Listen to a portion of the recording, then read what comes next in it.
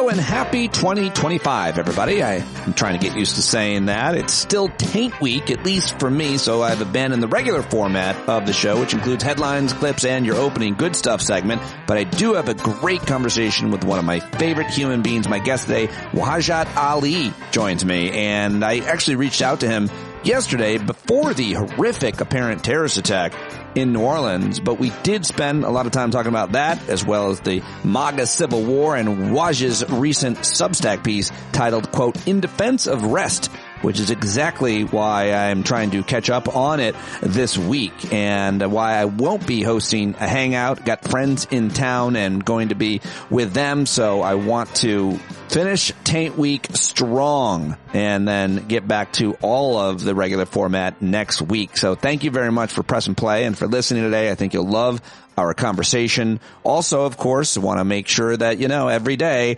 that I want you to come to join us in Las Vegas at PODJAM 2, everybody. It's going to be awesome. We're going to be all together again, and you are invited. I hope to see you there. There are tickets in the show notes. So, I think that's all I needed to tell you for here at the opening. So let's get to it right now with my conversation with Waj, who you should most importantly subscribe to his Substack, thelefthook.substack.com. Listen to the Democracy-ish podcast that he co-hosts with DAnielle Moodie, and follow him on all the social media. All that linked in the show notes. Let's do it right now with Wajahat Ali. And we have him now. I swear to God, I reached out to you before apparently a Muslim guy committed a terrorist attack, right? Just on the record. Like, this wasn't, just so everybody knows, I didn't book you. I wasn't like, who should I book? Maybe a guy who everybody calls Al-Qaeda. Yeah, you know what? I think that's why you're responsible in part, because like this will be great for the ratings and the downloads in 2025. You did reach out to me yesterday. Yeah. When there was this white dude who was investigated for having the largest cache of weapons ever found in the history of the United States of America in Virginia. But it's a white guy, so that's okay. He's on bail right now for $25,000 and an ankle monitor.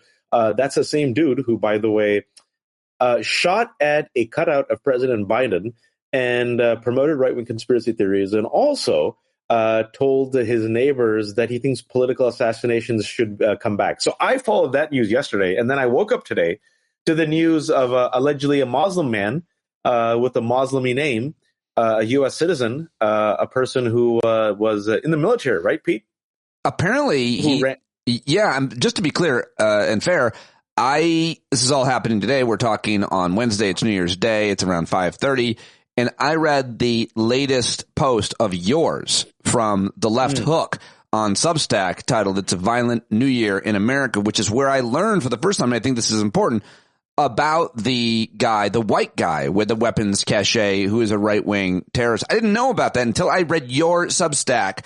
And, of course, it just doesn't get as much attention. But most important thing about that one is that they, as you laid out some of the details, the allegations about that guy, he's got an ankle monitor. Like, he's out on bail. So $25,000 out on bail. That's my father-in-law. He's like, who's this random white person talking to my son-in-law? But no, it's really disturbing that several people on Blue Sky on Twitter are like, dude, I had no idea that this happened until I read your Substack. And I just fell upon it yesterday, like New Year's Eve, because it's in Virginia. I live in Virginia. And a friend sent this. It's like the largest caches of explosive weapons ever found in the history of the United States was found on this Virginia farm. And then today information came out that the guy, Brad Spafford, white dude in his 30s, like his neighbors tipped him off. Like this dude lost 3 fingers handling these explosive materials on his farm. And then he continued with it. His neighbors are like, FBI, I think this guy is like kind of a freak. And openly practicing target shooting on a President Biden cutout at the local firing range and promoting conspiracy theories. And this dude, Pete, is out on $25,000 bail and ankle monitor, which means he probably only spent like, I don't know, $2,500, right? And the judge is like, you know what? A dude who is promoting assassination attempts and shooting at President Biden cutouts and has the largest explosive cache ever found and has already lost his 3 fingers. you get to go home for New Year's. Just give $2,500 an ankle monitor. You're fine. Yeah. And then today, when we found out about this shooter, and this facts are still coming out. We're recording this on New Year's Day. Happy New Year's, America. Violence doesn't rest in this country. President Trump, he's about to become president again without any facts. Yeah. Blamed undocumented immigrants and promoted fake facts about criminals outside committing more crime, which is BS. And then you see this right-wing lust, Pete. This drooling that I call it. Oh, a Muslim, an immigrant. Let us attack the Muslims and the immigrants. Oops, U.S. citizen. They found a black ISIS flag. Let's see. Let's find out more. But in the piece also, I mentioned the double standards because we're already forgetting. I haven't forgotten. A week and a half ago, the same day that Elon Musk, the richest man in the world, praised AfD, a pro-Nazi party in Germany, there was another terror attack in Germany where a man who was a Saudi Arabian refugee originally, plowed his car through a crowded Christmas market, killed several people, had an Arabic name, found out, though, he is an anti-Muslim, Islamophobe, anti-immigrant supporter of AfD, completely evaporated and disappeared from the news and from Fox. I wonder why, Pete. I can't quite put my finger on it. Tell me, sir. Yeah, it's all really important points. This terrorist attack in New Orleans didn't matter the truth and the facts about it. Trump put out a statement right after it happened when he said, when I said that criminals coming in are far worse than the criminals we have in our country, that statement was constantly refuted by Democrats and fake news media, but it turned out to be true, which just that first statement, it's important for people to just take a look at that. Criminals that are coming in are worse than the ones we have in our country is a stupid not true. It's not true. It doesn't even. I don't even know how you would measure this. First of all, if there was any measurement, you would measure it by the amount of crimes being committed by native-born Americans, which is exponential. Most of them, the vast majority of crimes are being committed by native-born Americans. The type of crimes, all still just as bad as any crimes being committed by. So that's the first thing that is. But it's also like, I like the criminals who are domestic. I like the white ones. Right. I like the white rapists and the violent insurrectionists. It's the Haitians and the Venezuelans that I don't think he sees sexual assault as a crime. But so I said he has favoritism towards a type of criminal. He likes the homegrown ones apparently. But also, it's like you said, it's very important because all this misinformation has been force fed to Americans about immigrants. Immigrants, foreign-born individuals, commit fewer crimes than native-born Americans, and immigrants are an economic boon to the country. Yeah. Repeatedly shown, data after data. And then the second line he says, he goes, the crime rate in our country is at a level that nobody has ever seen before. Also BS. Yeah, demonstrably false. Yes. Yesterday a report came out that we're going to witness the third year in a row that's actually going to be a dip in violent homicide. So it does. That's what's so amazing about this is they froth at the mouth. If there's a black person, a Muslim, an immigrant, we can use this to promote our culture war and divide us against religious and racial lines. And oops, American born. But is he a Muslim? He has a Muslim name. Yes, there's still hope. And I think that it's worth mentioning the reaction from mainstream media, mainstream outlets on the disparity there as well. And that's been going on for a really long time. I've been covering this for over 10 years and I've worked at all the different media outlets and we absolutely, well, not me, I've been calling it out for a long time, do not cover white domestic terrorists, especially right-wing terrorists, nearly the same way, even though they are far more of a threat by every single measure. And that's continuing today in terms of the media's coverage of it, because, white people just aren't as bad as non-white people. It's harder to make them look as bad, I guess.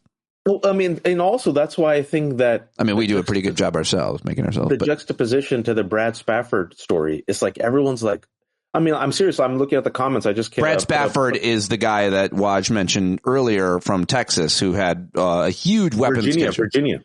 In Virginia it was? Yeah. Brad Spafford, a white man in his 30s, found the largest cache of explosive weapons ever on his farm. This man, literally who blew off 3 of his fingers, this man who's so freakishly extremist, openly talking about his desire for assassinations that his neighbors tipped off investigators. And the fact that this is not headline news, the fact that people are finding out about it from my lowly Substack, And the fact that now people are like, holy crap, this guy's at home with an ankle monitor. What the F? And it goes to show you, look, in about a month, less than a month, actually, now that I think about it, because it's already January 1st, we're going to have a criminal sent to the highest office where he's going to pardon violent insurrectionists who attacked the U.S. Capitol and pooped in the U.S. Capitol in honor of him to overthrow a free and fair election. This is America. And also, just on the nose, just so the angels of serendipity let us know how 2025 is going to unfold, a Cybertruck exploded in front of a Trump hotel in Las Vegas, killing one, injuring several. Yeah, what is that about? I mean, do we know any details about that? I mean, the image of it is obviously being shared in terms of it being a metaphor and representation of America today more than anything. But I mean, do we know anything about that? I mean, we don't know yet, but a lot of folks who've been following the Cybertrucks and Teslas, they're telling me they wouldn't be surprised if it's just a malfunction within the car, because you saw smoky tires. We don't know yet, right? But they saw smoke coming out from the tires, and I saw the video, and there was this poor guy. I think he might have been the guy who was killed, who was just standing outside, I think, waiting for an Uber. And then this car, keeps looking at the car, and then the car just explodes, Pete. And well, it says ABC News reported that the driver of the truck was the only one who was killed, and that there were other injuries. But right now, that guy must have been one of the 7 injuries, because there was 2 people, one person coming outside, and right before they're coming outside, they got caught in the blast. And if you look at the video, there's a guy standing with his luggage. I'm like, I hope that guy, man. So, yeah, I mean, that the car started like smoking. You could see from the video. Police told ABC News that it believed the Cybertruck was loaded with fireworks. Oh, that explains it, because there were some fireworks there, too, that went off. So we don't really know. That could have been an accident. It could have been a terrorist attack. Deliberate terrorist attack? We don't know, man. Yeah. But this is America, man. Like, look, this is, it's a violent, that's why I called it, it's a violent new year in America. One thing in America that doesn't change is our obsession with ultra-violence. We have more guns than people in this country. We have more mass shootings than any other country on earth. And now we have the most violent man ever reelected to the office, where he praises violence, where he is engaged in stochastic terrorism, a word that we've used on your show before, when he does it. And when his followers attack law enforcement, when they attack teachers, doctors, Paul Pelosi, the Capitol, no one says a thing. But when there's this guy, we still don't know, right? They found a black ISIS, let's find out more. But it's a U.S. citizen who rammed his car and it lived in Texas, was born in Texas. This is America, man. I don't know what else to say. Well, I mean, are we shocked? We should be shocked, but are we shocked? I mean, I think a lot about, and I don't mention it, but I mention it at times like this, how many days we go without a kind of a violent terrorist attack or shooting like this, given how many guns there are in America. And my first reaction to this attack was the difference between what happened in Germany, where the guy drove through the Christmas bazaar fair and killed a lot of people, versus in New Orleans, is the guy got out of the truck with an assault rifle and started shooting. That's the difference. And so often we see that the terrible shooting at the school in, was it Iowa? A couple of weeks ago, the young woman, again, a gun. Like, everybody goes to, not even a woman, a teenage girl, a young woman. Everybody goes to the motive. Why did they do it? Fair. Good question. We should get to the bottom of that. But the gun is the thing. And if we were going to have policies that were going to prevent a little more death, a little less death, 10% less death, who knows? We could do that. But that's one difference I notice is after you drive through a whole bunch of people, which is hard to prevent, you can. There's all kinds of barricades and different procedures that you can do. And I suppose we're going to see more of that. Well, in this case, you get out with a semi-automatic weapon, which is easy to make automatic. And so there you go. And also that, remember the Las Vegas shooter who just sat there and just sniped people and just had like the entire like arsenal? Yeah. And so when people say like, oh, it's not the person, it's the guns. Sure, it's the person and the guns. So without an assault rifle, they wouldn't be able to shred and kill as many people as quickly as possible. So you literally saying the number would have been minimized. Yes, there'd be people alive. There'd be kids alive. Parents wouldn't have to bury those kids if we didn't have assault rifles. So in this country, do you think multiple tragedies like this would actually incite some sort of change? I say no, because we've already forgotten about that shooting that you mentioned that happened at that private Christian school done by a young white teenager. We still don't know the motives. And people are like, another day, another shooting in America. And now a Cybertruck blew up. And now a dude rams his car. The other issue, you mentioned the Vegas guy. He, of course, used something called a bump stock. And even then, when Trump was president, that happened. Trump was like, maybe we should get rid of these bump stocks. I'm against the bump stock, which was, we were making fun of like the smallest thing you could do, because anybody can kind of make their own bump stock at home with a bandsaw, apparently. But they even went back on that wash, even when they reacted to that horrible shooting and said, the one thing we might do is stop. Then, and the Supreme Court then overturned it anyway. So even when there are small considerations, they're only made in the wake of the horrible attack, and then they're seemingly forgotten as the news story migrates away from the front pages. Well, but the lie sticks, right? And the lie sticks within a right-wing ecosystem that you and I have talked about for years, and that what we have tried to counter in our own small ways is that, Donald Trump and even Candace Owens and others, they just ran with this. I mean, they saw the name, and in their addled brain, they could not imagine that type of name could be American, because the only American names are apparently Pete Dominic, and Paul Smith and Donald Trump. They saw a skin color. Thank you for including me. Yeah, you're very American. I'm quasi-American. I'm like, I'm like, you're like authentic Lego. I'm like, makeshift Lego. I think you're very American when one gets to know you, but upon just seeing your name and your face, not so much. Yeah, at a cursory glance, I'm or just reading your name. Whoa, hey, buddy, what are we doing? Yeah. Was Sam not available to your parents? Did they not want you to not be made fun of and ridiculed all day long? Let's call him Wajahat. My parents. Yeah, that just shows you. People are like, did your parents care about assimilation? I'm like, they named me Wajahat. yeah. They didn't give an F. Yeah. Did you ever, by the way, consider? Ever. And I wouldn't blame anybody who did, like introducing yourself as anything but that. Oh yeah, dude. I don't tell you the story. I wrote about it in my book, but I was 6 years old, and I remember I went home one day and I told my mom, like, Mother, I'll let you have any name, an American name, as long as it starts with W. Here are some choices, and I could have chosen William, Walter, I don't know, Wilt if I wanted to be elitist New Yorker. I chose Wilbur, and the reason I chose. And the reason I chose Wilbur, which is worse than Wajahat, is because we were reading Charlotte's Web, right? And that was the name of the pig, and I thought everyone liked the pig. And so mother, with the quickness and the bluntness of an immigrant mom, she goes, "Your name is Wajahat. Never talk about this again." I had a somewhat similar experience. I just want to change my name again to one of my favorite fictional characters, but it didn't take because it was Papa Smurf, which is what I wanted everybody to call me. Oh, that would work, man. Yeah, you'd be so popular. I told my friends, I was like, and my parents, I was like, I'm Papa Smurf down. They're like, no, you're not. You're Pete.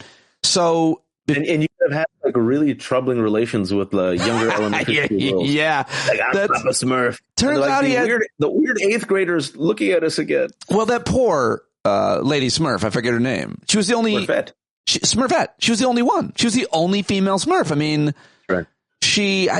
There must have been a lot of really terrible things happening in that village, is what I'm saying. And I'm not just talking about Gargamel. I mean, these other normal Smurfs were probably smurfing their way to Smurfette's place and doing. Wouldn't it be hilarious if they do like a wicked remake of Smurfs where Gargamel is like the hero?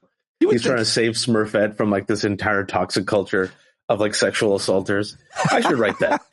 And the reason why they went after him was because his name was Gargamel, and they're like, look at this weird French name, this immigrant with a cat. If some Hollywood studio came to you and said, we think you're a great writer, Waj, we think you're really funny and great with kids, we want you to adapt the Smurf story into a film, you'd do it. You'd do it for the money. Because my children have seen the Smurf movies, and they're all terrible, and they make a lot of money. So you and I can team up. Yeah, we can crank it out in 2 weeks. Let's get to another issue I was going to talk to before this horrible terrorist attack happened, but we're here with the Stand Up with Pete Dominic Brown correspondent Wajahat Ali, which is why we have to ask him anything tangentially related to brownness. So let's talk about Vivek Ramaswamy. Any relationship? Any relation? By the way, before I. You guys have a similar. Brown kids don't let brown kids grow up to be Vivek. And even though we have the same brown hue and we still have hair on our head, I'm thankfully not related to Vivek Ramaswamy. He is a son of Hindu Indian immigrants who grew up in privilege and is one of those guys that we all knew growing up. There's always a brown guy that you knew. There was always a Vivek that's kind of brown nosing, annoying, obnoxious, like nerdy, self-loathing dweeb who had to get like the highest grade even in AP courses, and that you knew was going to make a lot of money, but all his wealth was never going to like make him cool. That's Vivek, a guy who desperately wants to be loved by the same group that hates him, right? Like this is the same guy who like did an interview with Ann Coulter, and he with this goofy ass big grin. He's like, "I'm a fan of yours," and she's like, I will never vote for you because you're Indian. That's an exact quote. He's like, oh, okay. I mean, Vivek's, the Nikkis, the Harmeet Dillons, the Kash Patels, they'll never love him. Look what they make him give. And then Vivek, in that weird-ass post that I wrote about, I think it was last week, that caused this rift in the MAGA civil war, right? Yeah. Him and Elon Musk are for H-1B visas and foreign workers because they basically think all of us are stupid, lazy, and ignorant. And then Steve Bannon's like, America's for Americans and not you, Vivek. We just use you. It's a fascinating rift in the right-wing authoritarian movement we call MAGA, and it's important, I think, for a lot of reasons. What else do you want to say about the H-1B visa program other than it's clear Trump has no idea of the program because he said years ago that he defended this program, but he's referring to, or in that he rather used this program at many of his, golf courses and resorts and so on. And he's referring to people that are landscapers and seasonal workers and work in the kitchen and so on. That's a different program. So he doesn't even know the difference between these two programs. He has no idea the difference, but Elon Musk came out in favor for it, called MAGA folks who were criticizing him contemptible fools. I'm old enough to remember when we lost our mind over deplorables, but apparently you could call them contemptible fools. Reshared posts where people described the MAGA folks attacking him as retards, and he said, yup. And Donald Trump, 2 for 2, President Musk says jump. Donald Trump says how high. Yeah. Elon Musk went against the bipartisan spending deal originally. Trump supported him. And after 2 days of the Civil War, Trump supported Musk and his support for H-1B. The H-1B, my parents and a lot of brown folks like Vivek's family and Nikki's family came as a result of the Immigration Nationality Act of 1965 that gave preferences to skilled workers and for family reunification. So those educated, students. So they came here as a result of those visas, good immigrants, right? Patriotic, worked hard, helped the local economy. And so a lot of these folks are in this country doing good work. And the same people who support H-1B visas like Vivek Ramaswamy and Elon Musk also hate, wait for it, Pete, government spending, specifically spending on education. And so they want to, people like Vivek especially, and the reason why they piss me off, especially people like Elon, because he's also an immigrant, folks, also who allegedly overstayed his visa. They come to America, they make their money, they get their government subsidies, and then they pull up the ladder for everyone else. And now they're bemoaning American workers for being dumb, while at the same time, literally attacking the Department of Education and our social security net, and looking at us with utter contempt. Like, if you read his post, you're like, wow, they really look at us like we're morons, like we're idiots. They're completely out of touch with the American worker. They think we're all lazy, not realizing American workers have worked harder, worked longer. I also did this post last week. It's called In Defense of Rest. I was going to ask you about it to wrap up here. Yeah. So because American workers work harder and longer than our European counterparts, than our Japanese counterparts. We leave more vacation days on the table than any other worker. Worker productivity has gone up. Profit has gone up. But guess what, Pete? That profit has not trickled down. It stayed with Musk, Trump, and Vivek. And meanwhile, our wages are stagnant, completely out of touch. Yeah. And then people are shocked why people, like apparently 70% of Americans, love their Luigi Mangione, who committed an act of violence against the United Healthcare CEO. We're in some wild times, man. Yeah, we certainly are. There is definitely a movement that could be growing. I don't know if it is, against the billionaire class, against the oligarchy, but it's just beginning. I mean, there's a lot of us that have been in that movement for a long time, but it's really just the beginning of that, with the rise of Elon Musk and others throughout the world, but especially him getting so much attention. I love that piece, by the way. I think it's really a great piece, In Defense of Rest. I've been talking about this a lot, of trying to relax myself over what I call Taint Week in the days, the last week of December, first week of January. But it's hard. It's really hard. It's hard, man. For a lot of different reasons. But you mentioned, healthcare and health insurance. I mean, if you're self-employed, if you're an entrepreneur, you kind of feel like you never can stop working. And that's, in my case, like, I would have stayed in corporate media if corporate media would have kept me, but I wanted to stay doing the thing I love doing, that I think I'm good at doing. So I'm doing it on my own, but it feels like you can never stop. That you can, and the argument is, in Europe and other countries in Asia and so on, there are actual boundaries about when you can get email there, or when you should expect to return email back, as well as, paid vacation and childcare and so many other benefits that help you. I would just argue that if if you have insurance guaranteed as a citizen, you're that much less stressed all the time. Oh, yeah, man. We're not worrying about, as I was, losing your job and losing your insurance. Which it's a sickness in America, right? And also this narrative, this myth of the Puritan culture and work to death and pull yourself up from your bootstraps. It's all nonsense, especially in France, dude. They're militant about their vacation days. Militant. Like they plan their vacations like 6 months in advance. August is known as like the whole country kind of goes to sleep. They will do not trade their vacation days for anything. And also in the United States, there's no federally mandated law for vacation days. You know that, right? Your employer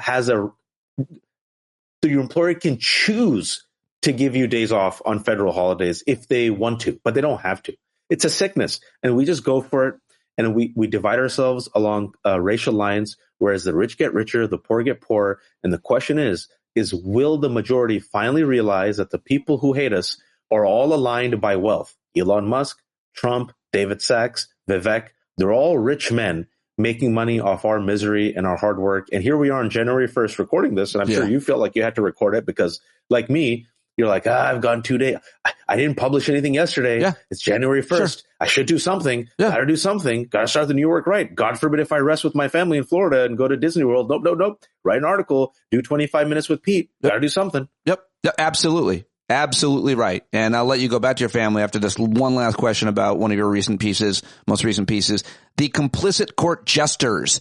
You had comedian Gianmarco Cerizzi, who I don't know, join you to discuss the rise in white male comedians allowing their talents and platforms to be used by MAGA to Trojan horse an agenda of cruelty. In this, you write, comedians, satirists, humorists, and jesters traditionally critique the powerful and the elite because they often deserve scorn and mockery due to their ridiculous behaviors, policies, and actions. The public has historically deferred to comedians with this lacerating talent to expose hypocrisies, make us laugh, and also think differently about the world we're living in. Now we have hack comedians performing boring, offensive material and acting as brown shirts for right-wing authoritarian movement. And that's absolutely right. I can tell you that from my own experience, and nothing was more emblematic of that and illustrated it more than my stand-up performances at the Aspen Ideas Festival, where I think I met you. I don't know if it was that year, but performing for a whole bunch of... Yeah, we met each other. This is the second time we met in person. The first time was in New York when you had your serious show. I was there, and then the second time we met was when you were tasked to host their daily show. It was you, me, and Trayvon. That's right. That's absolutely right. And so we were, I was doing stand up. We had these comedy shows that we did out there that Jeffrey Goldberg produced. And there were billionaires in the audience. And the point I always like to make about them, this isn't quite on track with what you're saying, but I guess it is you could make 2 jokes about people's wealth. Told me that. 2. On the third, they're like, no, I earned this. Take it easy, buddy. The first 2, they used to laugh with you. You went hard. And then after that, you used to pivot because I saw your stand-up set. Then they're like, easy there, Pete Dominic. You want to get invited again? I think about Aspen a lot because it's called Billionaires Mountain, very wealthy, very white. Aspen Ideas really doesn't have ideas that truly challenge. Even during the BLM movement, they used to have like one panel. And then secretly you could tell they were like, all right, are the darkies happy? We gave them a panel. Fine. There's just so much they could tolerate, right? But these hack comedians, man, that's why, I appreciate people like you and others, Gianmarco and others, because you can make so much money. People don't realize Pete's a white dude. He's a comedian. He's a platform. The way to make money right now, and I hate telling people this, is just align yourself with right-wing culture wars, right-wing propaganda, be good to MAGA, punch down on everyone. But notice these people never make fun of white dudes. They never make fun of white Republicans. They never make fun of Trump. And all these guys who, I think you would agree with me, Pete, are mediocre comedians. They're not bad. They're just meh. These people are crushing it to the point where Dana White, the CEO of UFC, gave them a shout out, folks, on election night. When Trump won, he gave these comedians a shout out and gave them credit in part for helping Trump win. Yeah. So I think they're complicit. Oh, absolutely. No doubt about it. I mean, it's one thing and all these comedians love to say, we make fun of everybody, but they don't. They don't make fun Tony of Hinchcliffe everybody. Did it in Madison Square Garden. Yeah. They made fun of black people, Jews, Puerto Ricans, women. They didn't make fun of white Christians, bro. Yeah. And there's more to make fun of about white people than anything else. Especially there's more to make fun of your own people than anything else. Like it's harder, even if it was, I've always gotten away with, working in front of black audiences, but a lot of times it's because I'm poking fun of myself, but I'll sometimes poke fun in the past at black culture and so on. But there's a complicit point that I am woke in that case, I guess you could say, but it's far easier to make fun of your own culture because you belong to it, because you identify it, because you grew up in it. And yet, so there's no excuse not to do it and to punch. Or even power, right? Like comedians have always just made fun of power because power oftentimes abuses its power and does ridiculous things. Yep. Not the case. We like to a lot of comedians like to cozy up to it, as you just said. All right, Wash, I'll let you go here on New Year's Day. Back to your family. You're in Florida. The family's there. Can I say that publicly? You can. I'm with the in-laws, and I think we have to go to Disney World. Pray for me. Pray for my soul. Pray for my peace of mind. How do you feel about Florida in general? Say something nice about Florida. Florida is a fascinating... You're struggling. I'm trying to be very... Yeah, you traveled here a lot. I always tell people it is like, and I don't mean this as a diss. Florida is the anus of America. You find everything here. That is, I used to say about Florida, it's the internet come to life. Like every single square block of cement is a specialty store. It's like cigars and My Little Pony. It's like, well, that's very specific. Who are these guys? The reason why I say the anus of America, because everything ends up there. Everything. The vegetables, the meat, the germs, the probiotics. Like you literally, there are billboards here, folks, for machine gun ranges, not just rifle ranges, machine gun ranges. Yeah. Then there's Gatorland. Then you'll see maybe like one like Jewish senior citizen for Kamala. Then you'll see like people in Jacksonville who are like probably part of a militia. Then you'll see like Cubans in Miami. Then you'll see just tourists with like Mickey Mouse hats. So many big ones. And like for better and for worse, this is America. My favorite Florida billboard you mentioned. I guess this is in more states, but they have you seen these emergency room advertisements for the emergency room? And there's a digital sign that can change that has the waiting time. Emergency room at Miami hospital, waiting time right now, 20 minutes. And my immediate joke was, has anybody ever seen that? I'm like, you know what? I am bleeding out of the stump left of my arm. Maybe I should go now. Maybe now is the time. I'll wait until the time goes down. But you know why they're so used to it? It's because of all the Disneyland and amusement parks, right? So they have the queue time. So they're like, right. Yeah. And like you get maybe a fast pass. If you go to fast pass. That's not why. Then why do they have it? I must know why there is an advertisement for the waiting room. Like, is anybody been like, you know what? I think I'll go now. That's what you go to the emergency room. That's not a consideration. 27 minutes. Screw that. I'm not going. I'll just let this stump on my arm bleed. Have a good time with your family, even though you're in Florida. If you do go to Disney, I hope you have a great time. It's a magical place. I did do my college internship there. You know, I was you know what? It's going to be a struggle, but it's a privileged struggle. No, fantastic to ring in the new year with you and all of your subscribers and fans. Support Pete. If you haven't, give money on his Patreon. Look, he could have made a lot of money doing the bad stuff, but he's fighting the good fight. I don't know that I would have been able to do that. And as always, look forward to talking to you in the new year, sir. Very kind, my friend. Thank you. All right, man. Later. Yeah, Waj. There he goes, everybody. Go subscribe to thelefthook.substack.com. Listen to his podcast. Support him on social media. Get his book. I didn't mention that either. Again, no hangout tonight. I'll see you Monday night at the Hangout. We're available and connected anytime on the Discord platform. Go check in with folks there so you're never alone if you're a member of the stand-up community. Love you guys. Thank you very much for your support and your understanding as I try to get some rest this week. I hope you did and are, and I will talk to you tomorrow because I will be posting another conversation with another great guest. So looking forward to that. As always, email me, standupwithpete@gmail.com. Support the podcast, patreon.com/Pete Dominic, and subscribe to youtube.com/standupwithpete. And that's it. That's it for the plugs. You guys are the best. One more plug. Jon Carroll, johncarroll.org. Go buy his music now.